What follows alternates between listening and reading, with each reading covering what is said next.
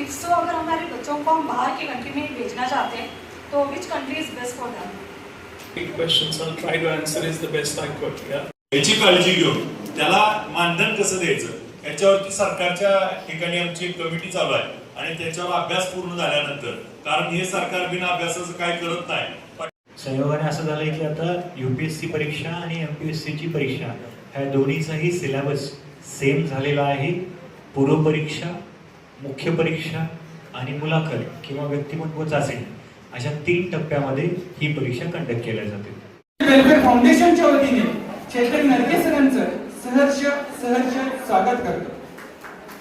त्याचबरोबर आज या ठिकाणी आपल्या कार्यक्रमाला प्रमुख उपस्थिती आहे. पैसा हात उत्पन्न आहे, त्याला 100% मोफत उपचार होतो. त्याच्यासाठी आपल्याला धर्मादाय समिती, त्या समितीचा मी राज्याचा सदस्य आहे, तर आपल्याला मुख्यमंत्री सहायता निधी, नंतर महात्मा ज्योतिबा फुले, आयुष्यमान ह्या योजनेबरोबर ही एक योजना आहे ज्याच्यामध्ये 12,500 नक्की आम्ही पाठपुरावा करू.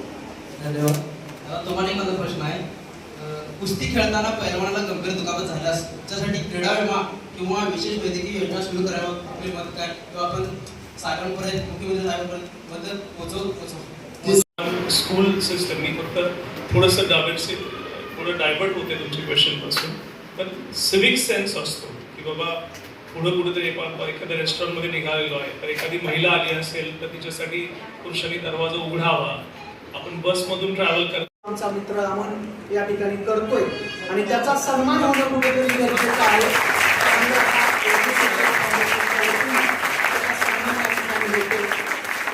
जोरदार सर्वांनी टाळ्या वाजवायच्या आहेत.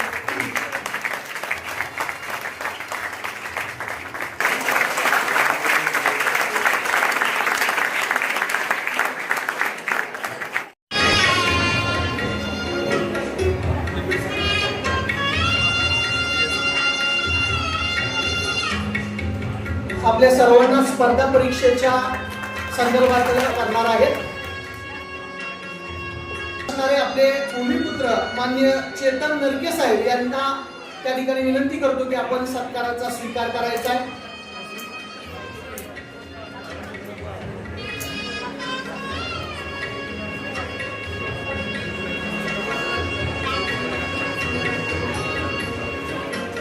या ठिकाणी अमन पटेल त्यांचा सत्कार करत आहेत.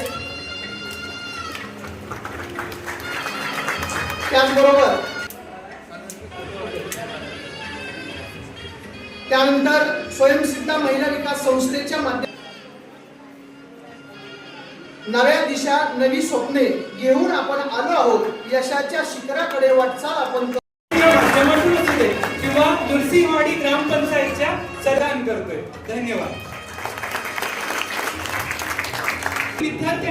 विद्यार्थी ज्यावेळी विद्यार्थिनी शिक्षण सोडून बाजूला करत असतात तर त्यांना त्यांच्या घरापर्यंत जाऊन काउन्सिलिंग करण्याचं काम केली आणि त्या ठिकाणी ग्रामपंचायत सदस्य या पदावरती काम करत असताना फक्त आपलं गाव, आपला मोहल्ला, आपला परिसर न बघता आपल्या मतदारसंघामध्ये काम करणारं एक व्यक्तिमत्व म्हणजे मन्यात दादा, त्यांना आम्ही आमच्या फाउंडेशनच्या वतीने नॅशनल सोशल युथ आयकॉन हा पुरस्कार प्रदान करतोय. धन्यवाद.